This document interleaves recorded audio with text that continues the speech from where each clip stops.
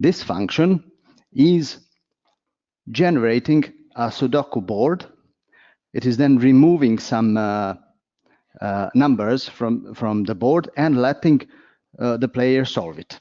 At the same time, the program is also attempting to solve the board, and it will try to, I will run the code now so that you can see it. It will try to explain the solution in plain English. So it's quite a lot of logic involved in this solution, and I was bold enough to put all that logic into a single function. Here you can see the output. This is where things become more interesting. You can see that the application is trying to explain how it got to populate one cell. I will now show you what is wrong with this code, apart from being very long. When you see a function like this one, when it's your job to live with this function, you will face a gruesome reality, which is what I call the tragedy of long functions and large classes. The most tragic moment that you will feel about huge classes is that they work. People are using them. You can live with a piece of ugly code somewhere else, somewhere in the depths of your software, and just keep living with it. But if you have thousands of lines of code in a single function, somebody, or not somebody, but everybody is using that for sure. And when they use it, they will start pointing out to bugs, deficiencies of your code. They will ask for more features. That is where majority of teams effectively break down, when customers start asking for more and you already have a desperately bloated code and there is no way to extend it. I will show you only a few issues that are imminent in my solution, and I'm the author of that code and I cannot fix them. This is the actual output from the program, a Sudoku board which has multiple solutions. This one has two solutions which are both valid. You can switch these two numbers and come with another solution. If you are solving Sudoku at your spare time, you surely know that this is very annoying. You want to have unique solutions of any board.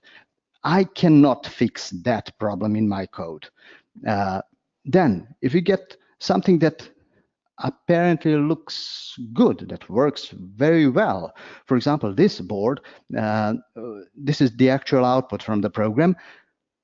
When this board was reached, the program has concluded that, I don't know, if you're solving Sudoku, then you will easily follow this logic. Values 1 and 3 only appear in these two cells, so they cannot appear in any other cell in this row. Now that we know that 2 and 9 are candidates, there are only 2 and 9 here, so they cannot appear anywhere else in the row. Then we find out that number 9 only appears in this cell, and we conclude that 9 must be here. This is very complicated logic, and I was very happy to see my program really print this out. But on a second look, if you are a player and you wanted to know why number 9 is here, you would see that this conclusion is irrelevant. This one is irrelevant. This one is relevant, relevant, irrelevant, relevant, irrelevant, relevant. So somebody would ask my program to be more concise. This is what my program should have printed. Unfortunately, I really don't know how to do that in my function. Again, the code. This is a code, and you saw that guessing statement when there are multiple solutions. I also couldn't extend my solution to support, to guarantee that there is only one solution to the board. That was one request too many. So that is the situation which I have tried to simulate with this solution, with this function. That is the situation in which you would be in your production code when your customers come and say, we have a bug and we have a deficiency and we have an inoptimal solution, and we also have another requirement which we never told you. And to all these requests, you would simply say, we cannot fix that. It's impossible to implement those requirements in code which looks like this. You would know that something is very bad if you simply de-zoom your code and look at its outline. Look at this. Indentation, jagged appearance of your code is a sure sign that something must be wrong here. There are many effects that are happening beyond your control. So, for example, you don't have to see the code to guess that something initialized here is modified inside some loop or something and then used very deep inside some nesting structure. And if you touch anything above these points and hundreds of lines of code, if you change them, something here will break. Or if you change this here, you will break something even deeper here. That's what I call long distance calls between pieces of code. Everything is tangled here. Everyone is leaving messages for somebody else much later. And that is the code which you simply cannot maintain. So let's start working on it. What I did, one of the things that I did in this code to make it bearable was to introduce regions. You must have seen regions in C#. You know that if you put regions in code, you're already doing something very bad. Regions are usually segments of code that should fit into some other function, some other class. And if you already have a very long function, chances are that you will already have regions prepared by whoever wrote that code. Programmers often think about those who will succeed them and leave messages like this one: construct fully populated board, then generate initial board. That means to remove some numbers from the full board. Then these are some lookup structures, okay? Then collection. Now this becomes dirty already. And then there comes the algorithm to solve it. I'm repeating while there are changes on the board. I'm trying to find candidates and to find rules that will lead me to a solution of one cell. In that endeavor, there might be multiple steps. Each of those rules printed on the screen was one step. And then those steps are either pick the cell with only one candidate. These are the concrete rules. Or try to find a number which only appears in one place. Or try to find pairs of digits, and etc. Final attempt is resolving that unfortunate situation where the board has multiple solutions. So this is the structure of my function. If you are refactoring a large function, you will probably see on the grand scale, you will probably see these large steps. So your first attempt could be to just turn each of these into a separate function. Unfortunately, it doesn't go that way. That is not always a good idea because of all those dependencies, hidden dependencies between these sections of code. So I will show you now how you can pull that code out and break those dependencies. I will start from this segment, constructing the fully populated board. I will first show you code in a bit more detail. And you will see how that can be turned into a separate function, which is not messing up the data for the rest of the code. That is the most important thing. Also, you will notice at the lower right corner that solution-wide analysis is turned on in ReSharper, and you will be able to see when I introduce compile errors. That will be a very important indicator which I'm always using, and you will see how I'm using that to help me not to introduce problems in code. So the initial segment is constructing fully populated board. This gruesome structure is a matrix of characters which you will recognize elements printed on the screen. It is a matrix which contains those numbers and these padding characters, and I am constructing an empty board here. This is the printable version of the Sudoku board.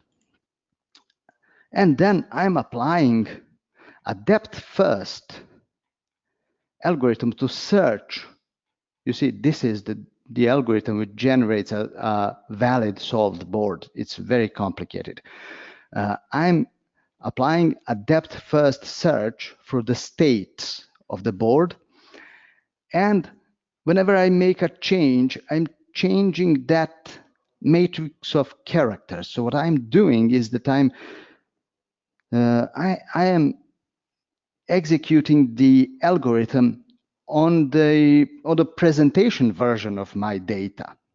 That is very important to notice. You can forget presentation, you can forget console. You will often see multiple data structures clashing in your code. That happens very often because in large bodies of code, data will come from different sources, from different functions, different callers. And what will happen, in fact, will be that your function will have to juggle between different representations of the same information. That is one of the troubles you will have in long functions. You will have them for sure. Now, so this is what happened to me. I'm calculating the position of an integer digit in the character matrix because that matrix will have to be printed. Here, I was printing that out. Okay, that's not important. Now, I know that this whole segment can be turned into a single function. I'm removing the region directive. I'm selecting this entire depth-first algorithm, which is, let me see, almost 200, some 180 lines of code long, and I plan to move it to a separate method. I guess that, and it's always my first guess, that the code can be just pulled out into a separate method, even inside this same class. Later, I can move it to another class, reference the object, let the caller inject object, and do the other stuff. But the first reaction is to refactor extract method. So let's see what ReSharper is going to offer. It gives me the opportunity to name the new method, and it tells me out of all these variables that were active at the moment where that code is starting, these two, random number generator and state stack, must be passed to the function. Why? My first reaction when I see this is to cancel.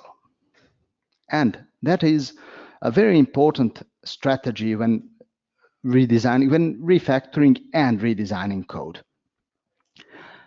ReSharper is too good to you. You should know that. ReSharper is a great tool, but it's not meant to fix 1,000 lines of code in a function for you. So if you're pulling a few lines of code to a separate method, that would work perfectly. Just do what ReSharper says. But if you are pulling a dirty piece of code out, then you are responsible to understand what will happen. This state stack, that is the structure which I'm using in that depth-first algorithm to navigate through the state space and to search for the state of the Sudoku board where there are no collisions and all the cells are full. I have selected that variable, so let's see where it is used. It's used throughout the algorithm. You see, the entire algorithm is bound to this stack. Everything happens on that stack. And that is where the algorithm ends. But the first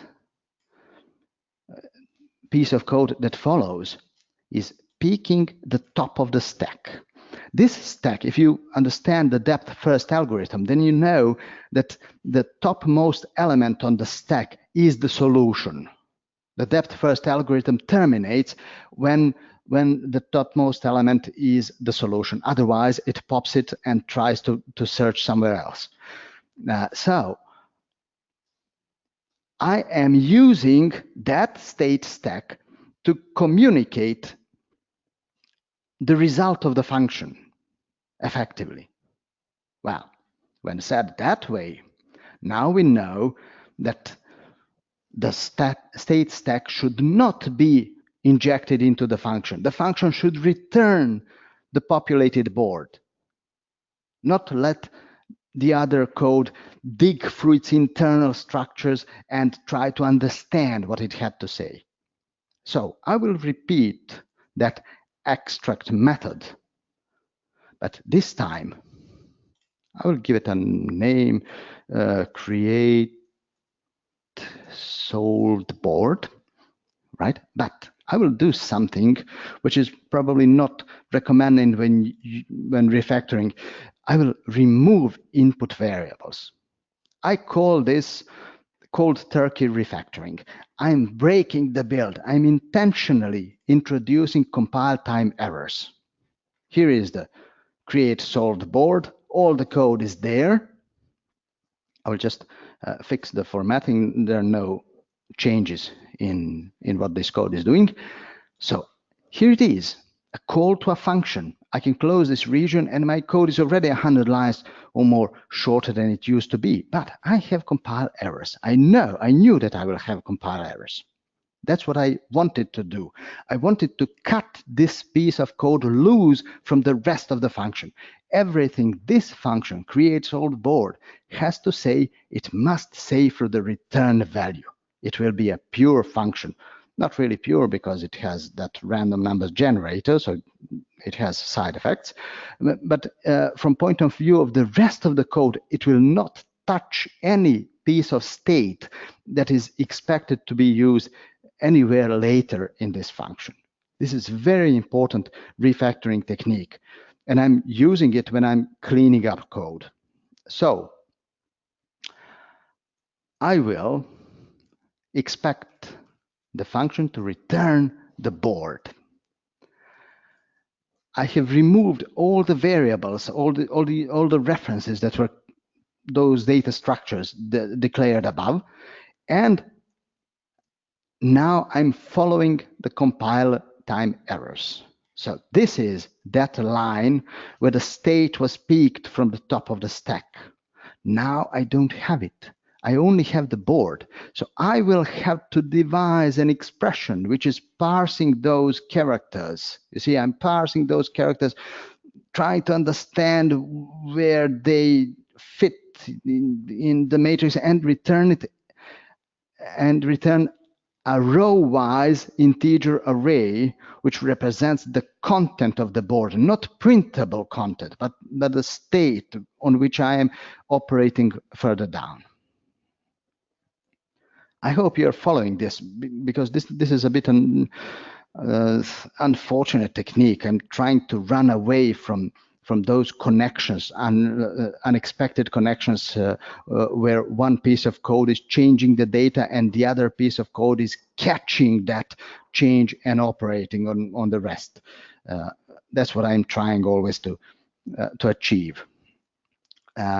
Also, this piece of this expression, which is complicated and maybe even incorrect, who knows, is the consequence of mixing presentation logic and calculation logic. I only want to calculate the board, not to think how it's going to be drawn. But unfortunately, I cannot escape it yet. Anyway, this is the place where random number generator was reused. All the algorithms here are randomized, or otherwise they would always produce the same board. So everything is randomized here. I forgot to say that, but it was, I suppose, obvious. Anyway, I was reusing random number generator. That is not really a problem because it is supposed to return different numbers in every call that happens later. But now, if I reinitialize, if I introduce a new random number generator just for the rest of the code, the environment starts screaming at me that I have a bug. That's true. This is the non-functional bug. Now, this is also a very common situation in refactoring. While all this code, which I'm demonstrating here, is a game, it is a toy, all these things really happen in practice. You will introduce a new variable for something, but that variable cannot just be separated from the previous variable used above. For example, in random number generators, this line here will initialize the generator from current time if the variable above was initialized in approximately the same time. Then this next variable will in fact generate the same sequence of numbers, which is a non-functional bug. You will notice that your application is behaving oddly. Now, what happens when you discover such a mistake? It's certainly not going to affect functional correctness of this code. This code is really going to generate the Sudoku board. It's really going to solve it the same way as before, but it might have deficiencies in random numbers distribution. So what you do when this happens is not to dig deeper into this problem. This is a hard problem. I have to think about how do I generate the next random number sequence right in this place. I don't want to think about that because I still have 38 compile time errors to attend. I have to think about the refactoring that I have started that was pulling out this method. So what you do during the refactoring is to understand the changes you are making.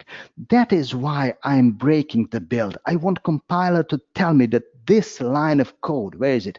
This line of code doesn't work. Now I have to fix it. Now I'm fixing the compile. But this is not a good fix. So now you take your ticketing system, whatever it is, and you open a bug, assign it to you, make it critical if this is really important, and you don't push your code until you fix that, but you fix that later. For now, I'm done with this.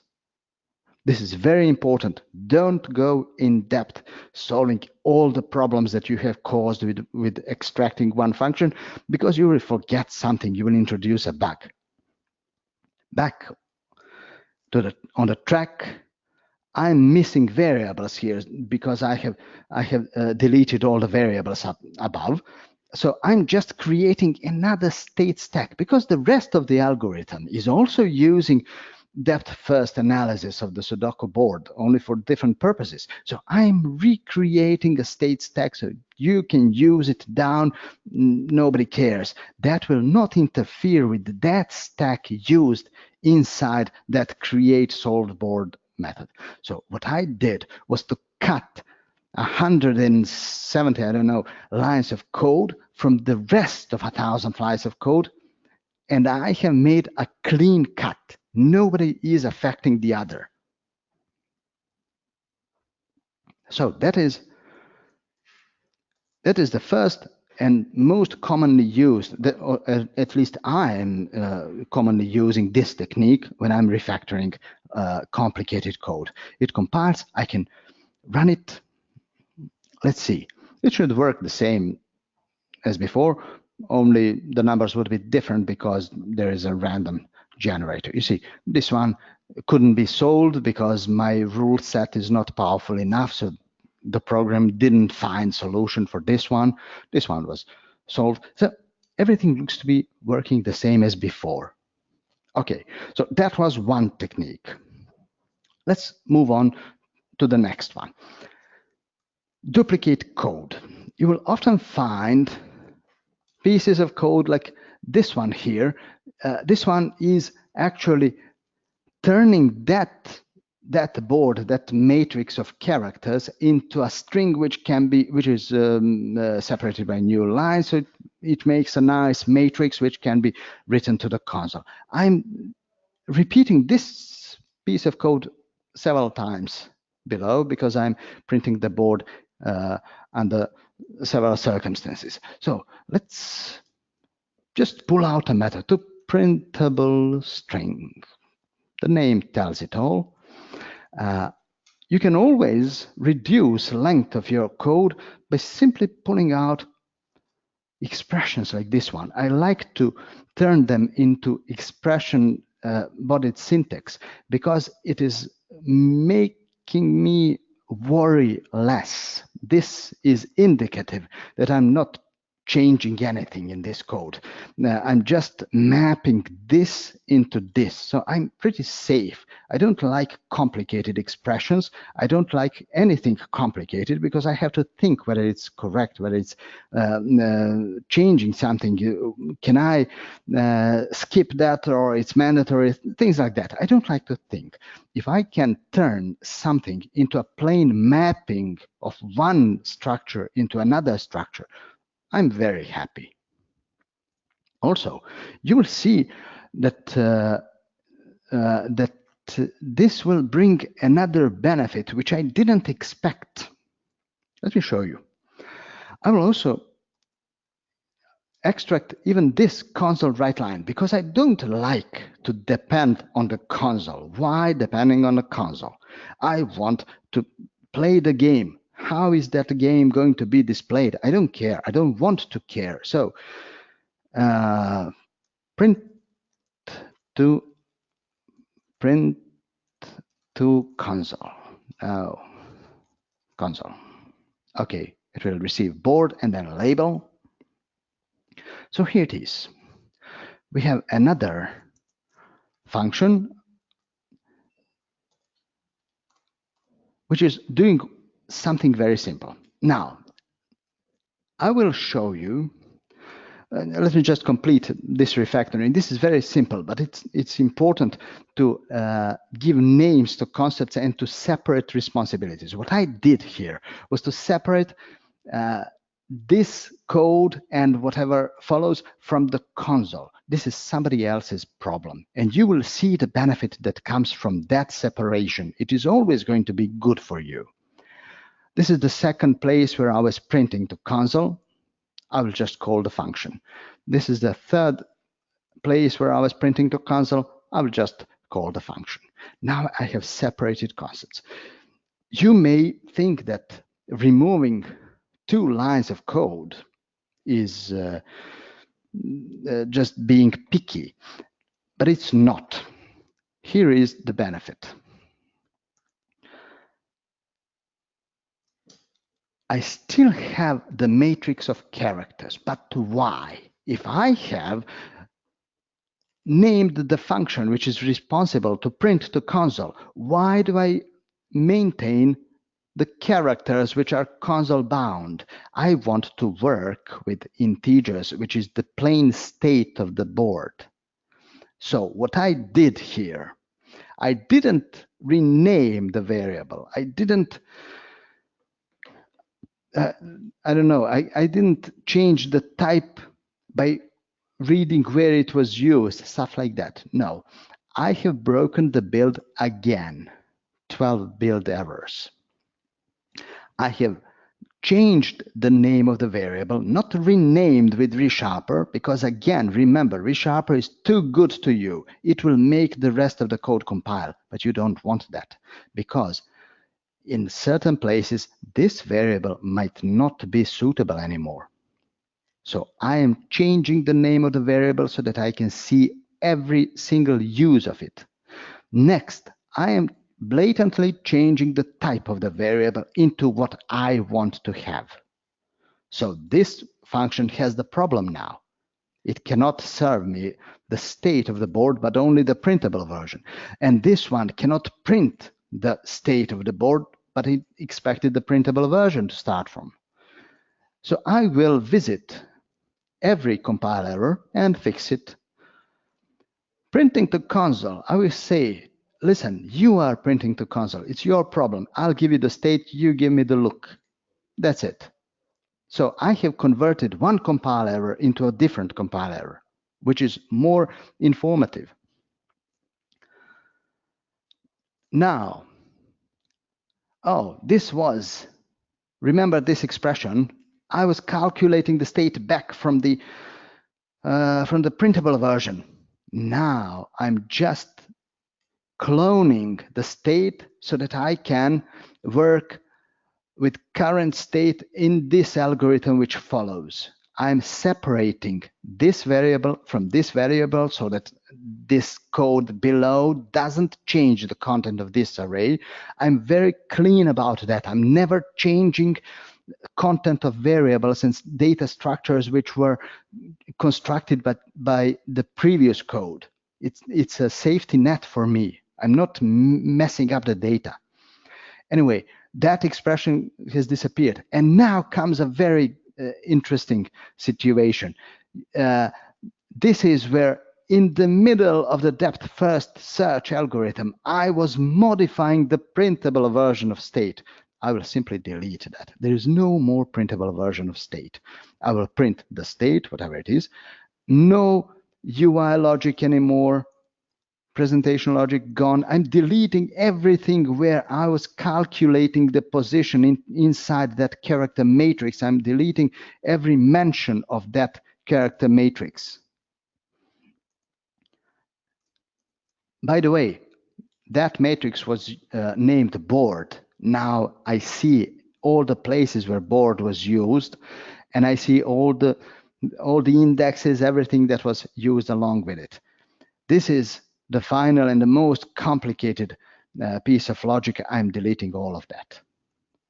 Of course, printing will expect state, and now the ball is in the yard of the console printing function. I will again blatantly change the type and do nothing else. I will undo that. You can see these red marks. Two of these are glued together, and there is one more here. There were 3 places where this was called. As soon as I change the type, all those compile time errors will disappear, and the error will be moved deeper inside this function. So the stress is moved to printable string function, and now you can close your eyes if you don't like this. This is the function which will turn the array of integers into that matrix of characters, and then turn those, separate those with padding characters, lines, stuff like that, join with new lines and prepare for printout. This will be the presentation logic, this function. This join doesn't exist. It will be an extension method, which I'm going to define very quickly. The funny situation here is that the first class I have introduced in my refactoring and redesigning effort is a static extension method. This is not really a class. I'm just joining a sequence of strings. Where is that? Oh, where is that function? Here it is. It compiles. So I have finally completely separated presentation logic from calculation. And then the stress is moved on the create solved board method, which must produce an integer array, not a character matrix. So I'm changing the data structure. I have just modified the return, and now look. no character matrix. And now that I have deleted the variable, now the compiler is telling me where it was used. I'm removing all the usages, and I am returning, guess what? The state stack peak. If you remember that, the consumer of this result was responsible to peek the state from the state stack. Now I'm doing that. The whole state stack, the whole algorithm, depth first search, everything becomes private to this function. It is encapsulated. Nobody knows what's inside. Okay, so I guess that you will agree that the things are going better. I will repeat that. So the next step was to remove values from the board so that the initial board can be created. I will quickly create that. You don't have to read that. Just trust me that this is it. And this is what those initial maybe 300 lines of code are looking now. I could do this because those first two steps, initial two steps, were isolated. But I had to pay close attention to not allow state to communicate through the functions. All the functions are allowed to do is to return a result. And that is all I'm allowing. Now I have more compile time errors to attend. Again, the problem is in using the result from the function, which is now the initial state. I have changed the name of the variable, so this is getting boring. I'm just repeating the same protocol again. Again, a random number generator, another one will be created here. Also, you see, when I was changing those variables, I'm always changing the name of the variable because I want compiler to force me to think whether this variable is that last one which I created, or maybe the previous one, or anyone else. I have to think about the algorithm. So I know after reading the algorithm that this is the solved state, this is the solved state. There on the right, there is some reference. I have also figured out which one it is. Let me see. Is this going to compile now? Where are the errors? Oh, okay. The compilation is passing now. I'm green. Now, that was, where is this? That was a simpler part of this refactoring. The most important part of the whole program is this loop and the loop inside of it, and these rules which are trying to solve, to make progress while solving the board. Let me show you what this code is looking like. This is the code which is trying to understand that there is only a single candidate in a given row or column or a block inside the board. And it's only going to get worse with these more complicated rules. But this loop has a structure. So you have to think deeply and to understand your code before refactoring and redesigning it. You cannot just pull functions out because that wouldn't make a difference. All those dirt will remain. What I'm figuring out here is that these nested loops are actually using the state, the current state of the board, the flag changed made and step change made, and they're looping and modifying these three variables. So in an attempt to make this code better, I might define an interface which says, okay, let's wrap those elements, those two flags and that state variable, and modify them. Let's make an abstract element which is accepting the current state of the algorithm and returning the new state of the algorithm. I hope you're following this, even though it's very hard to understand what all this code is doing. But maybe I should repeat that for you. So when I see loops, especially complicated loops, I'm trying to understand what state those loops are changing. This loop is changing the state of the board and two flags.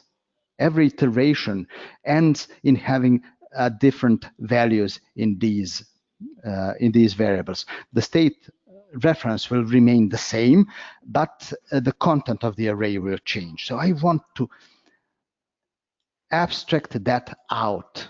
And now that I have this algorithm which is doing something with the state, it is actually the first step, which is picking cells with only one candidate left.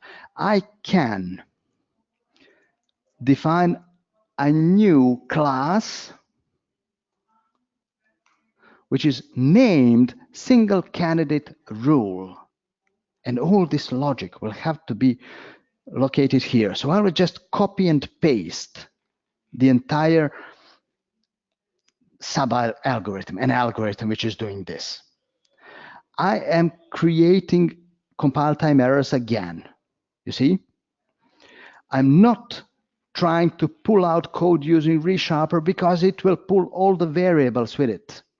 Where is the code? Here. It will pull everything that this logic needs out. No, I don't want that to happen, because now that I have so much red color, I can start analyzing them, and I'll say, listen, random number generator, it doesn't change through the lifetime of the object. These candidate masks, that is the array of bit masks where every bit 1 indicates that I don't remember whether the digit was used. No, the digit is allowed to be used in that place. Okay. There are other structures used here. Now this is becoming messy, but I will try to clarify that. There are variables which live longer than this object. Mask to one's count is a lookup. It is helping me tell how many digits 1 exist in a certain bit mask. It is universal, it doesn't change. Single bit to its index inside the bit mask is also a lookup. It is not changing. Random number generator can live for the entire lifetime of this object. But candidate masks are changing because this rule is changing the board. So what I will do will be to inject these 3 universal variables into the object, and that will leave me with only the candidate masks as a missing variable. I'm not sure whether I have explained this well, but it is a very important principle for you to understand. Look, I'm using the object level variables. I'm injecting them, all the variables that can be injected into an object. And this tells me that candidate mask must be an argument to the function, because it is different with every call of the function. I will have to fix the interface signature 2. And after surviving this worst part, this is what that algorithm becomes. So it starts from flags and the state, and it produces new state and the flags. And candidate masks is a reused variable, so I have effectively broken my own rule that functions should not communicate through the modifiable, mutable input arguments. So this is the place where I should also make a note to myself that I should fix that. But I'm still having a great abstraction, a rule which is handling all the gruesome details of one sub-algorithm. The next one is another rule. I will create another class, single place for a candidate. This rule will try to find a single place where some candidate number can appear. I will repeat the whole process. So there is a random generator, there are other stuff, or this one only depends on random generator. So I will inject it. I will supply logic for the apply function and replace the entire algorithm with a call to another rule. So what happens here is that this triplet will roll and change inside this loop, which is inside the loop. So it will change and it will eventually reach its final stage where the loops will terminate. The third algorithm will be the third rule. So I'm again copying and pasting the entire code and then making it compile. And I'm getting more efficient with that as time progresses. You don't have to read any of this. I can just replace the entire algorithm with the next rule. The last rule is generalization of the previous rule. It works with n numbers constrained to n cells. If you are solving Sudoku, you will certainly like this one the most. Where is my code? Okay. Again, the object level dependencies, everything is here. So if you remember, those 400 lines of code are now this. This looks awful, admittedly, because it doesn't really make sense to receive a triplet and return a triplet. This is indicative of a missing type, but this code is working fine. I can continue developing it, designing it later. I don't have to think about all those things now. I have just pulled out all the logic, replaced it with objects. For the first time, I have objects in my solution, and it is compiling fine, as you can see. Now, I could even think about readability. I will show you one trick. You can define a composite rule, which is also implementing the iBoard change interface. Let me implement it and you will see what I mean. It would consist of the first and the following rule. You can initialize composite rule with two rules and it will apply the first rule and then apply the second rule and return the overall result. So if this code is looking awful, we will make it prettier just for the sake of our readability at this moment, but that doesn't change the structure of code and doesn't change the substance.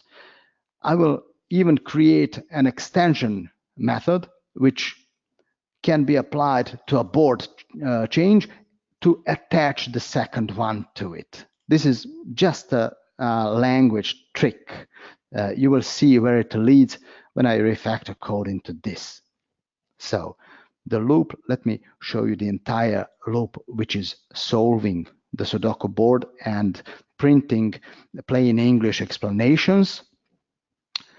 It is starting from a single candidate rule, then applying a single place for a candidate, then applying to two numbers in two cells, then applying n numbers in n rules, and then finally all of that is applied to current state of the loop, and that's all. So this ends at 130 lines of code. I could have pulled these lookup structures, calculation to separate functions, to separate classes if I wanted. So basically, if I repeated what has been demonstrated this far to the remaining regions in this function, it would boil down to maybe 20 to 30 lines of code only. It is far from over. What I have tried to show you in this presentation was how you can pull out separate functions which are well defined, how you can cut the dependencies between segments of code through renaming and introducing new variables.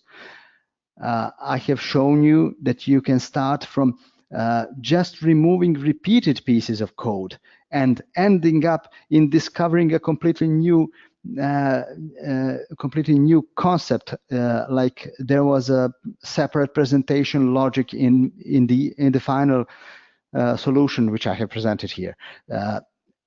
I have shown you that data structures should be kept separate.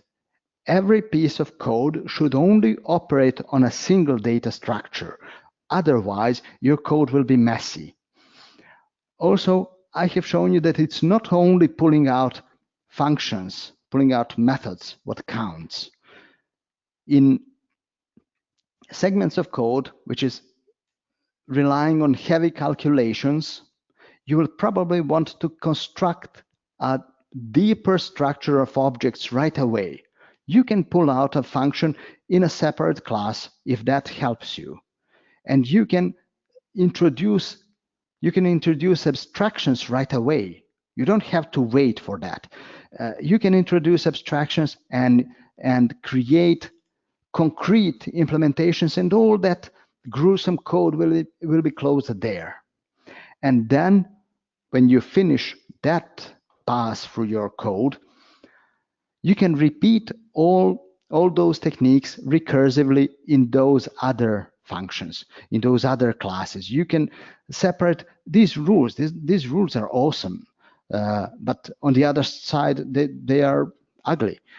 You can continue working on them, and I bet that many reusable abstractions would pop up from any of these rules that are useful in other rules. So the design will suddenly start to click. Things will simply work with one another seamlessly. Developing this code further would become easier and easier with every next step. There are things that I didn't talk about in this presentation, most notably testing. I didn't prepare tests. You should know that in any production settings, you shouldn't be allowed to touch 1,000 lines of code function without having at least integration tests. Unfortunately, I didn't know how to talk about both aspects in a 1 hour session. That would ask for another 1 hour. But for one thing, you would want to pull out random number generations out, receive a random number generation strategy, something as the argument, so that for one thing you can test this function with private random number generator is generating is behaving differently with every next execution. You cannot test that. Then you would probably want to insert testable elements to cut this function with something that is testable. I'm just telling you this very abstractly, but I suppose that you will get to the point. You would make the function testable with the least possible changes made to code, and then you would be able to repeat all these refactoring steps. If you have some very interesting question, you can ask now. Otherwise, you can send the questions, and I suppose that the organizer will publish the answers. So you're free to ask questions. I will provide the answers offline. Thank you for watching. All right, thank you, Zoran. We actually had one question that was about something that you just covered while you were wrapping up. So that was about, would you recommend adding unit tests before starting the refactoring? But I guess that's a big yes from your side. Unit testing is very difficult in this because this code is actually not testable. Maybe integration tests are better. I know of a case, I was involved in a case where thousands of integration tests were created before refactoring, actually, with no unit tests, because it was really impossible. All right. Well, seeing there's no other questions, I think we can wrap up here. Thank you for your presentation, Zoran.